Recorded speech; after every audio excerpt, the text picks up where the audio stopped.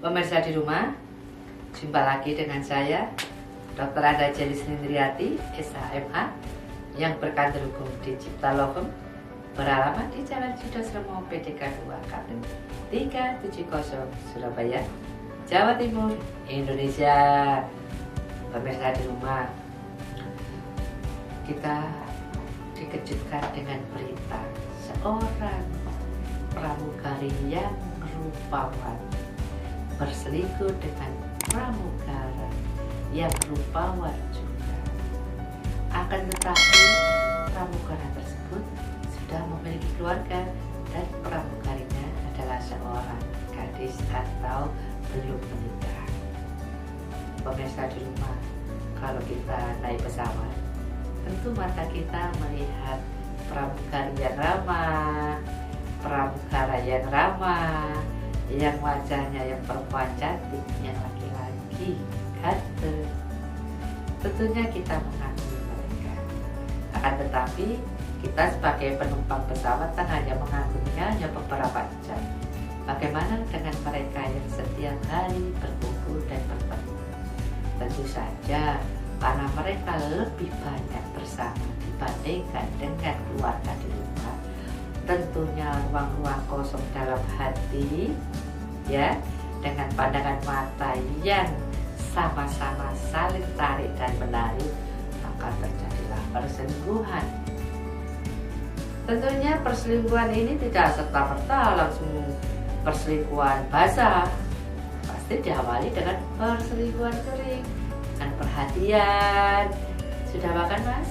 Sudah makan mbak? Ini saya boleh makan ini, tolong diicipin. Perhatian-perhatian yang kecil-kecil ini sanggup meluluh lantakkan mahligai pernikahan. Kenapa? Karena kekosongan ini bisa dinikmati dengan nyaman. Kenapa? Karena dia merasa dia sedang dalam keadaan membutuhkan karena jauh dari keluarga. Kita melihat di televisi bagaimana seorang istri dari pramugara tersebut mendatangi kos-kosan atau tempat kediaman sang pramugari dan menemukan suaminya berada di sana. Tentunya sebagai seorang istri yang melihat suaminya dalam kondisi seperti itu, hatinya akan tercapek-capek, anak-anaknya akan tercapek-capek, dan pernikahannya tercapek-capek. Bagaimana dengan si perempuan perselingkuh atau namanya bisa disebut pelakor, kata orang? Apabila dia tidak memiliki keturunan dari hasil hubungan zinanya, tentunya hanya dia merasa hubungan sosialnya terganggu. Kenapa? Karena masyarakat sudah mengetahui keberadaan dia yang tidak baik menurut kacamata masyarakat, menurut norma masyarakat. Tapi bagaimana apabila dia memiliki anak? Wow, bagaimana urusan tentang anak? Keperdataan anak seperti apa? Sedangkan si suami atau laki-laki yang disukainya adalah seorang laki-laki yang sudah memiliki keluarga. Tentunya bencana bagi Anda, bagi sang pramugari tersebut. Kenapa? Dia mengalami banyak kerugian. Dia tidak bisa mengurus keperdataan anaknya apabila itu mendapatkan keturunan dari hubungan tersebut. Terus bagaimana dengan hukum agama? Bagaimana dengan hukum negara? Baik, kita akan simak. Apabila perselingkuhan yang terjadi antara pramugari dan pramugara ini menyebabkan pernikahan dari sang pramugara ini habis, maka menurut pasal 41 huruf C Undang-Undang nomor 41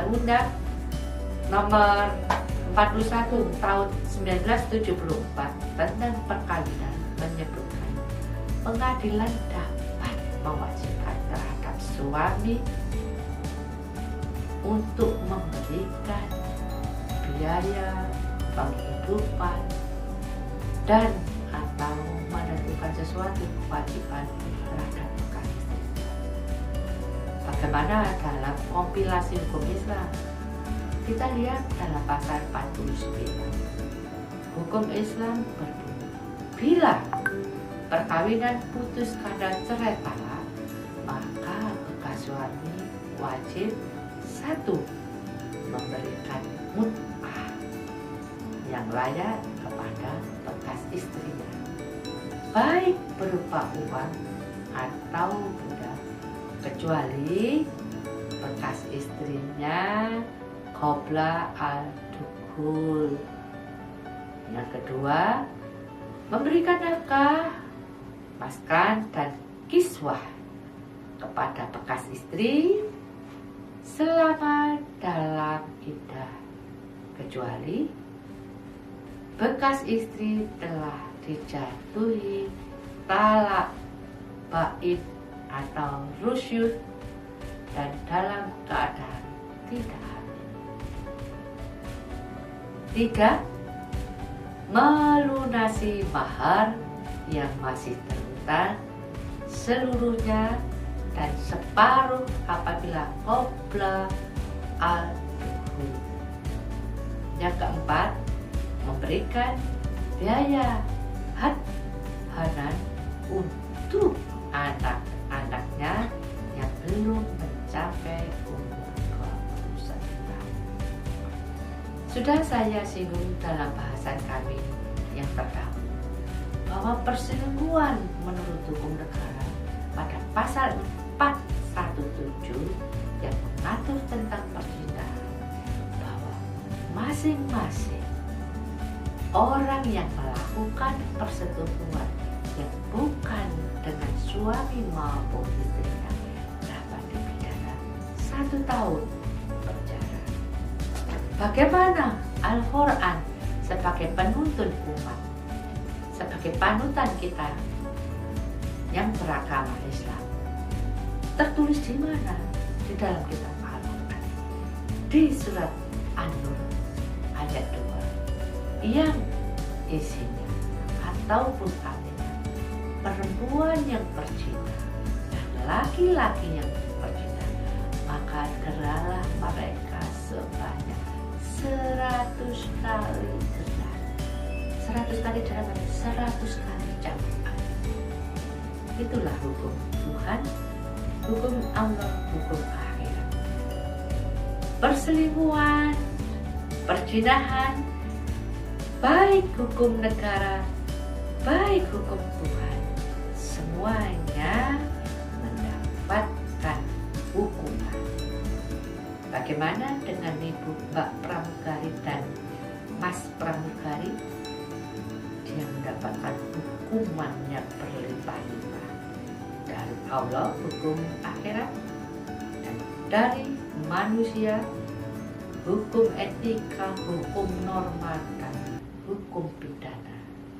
Jadi bagi Anda sekalian, jangan coba-coba berzina maupun berselingkuh karena Anda jauh dari keluarga, karena profesi, karena Anda harus bekerja menghidupi keluarga, bukan berarti Anda bisa melakukan perbuatan yang ansosial yang dilarang oleh negara maupun oleh agama.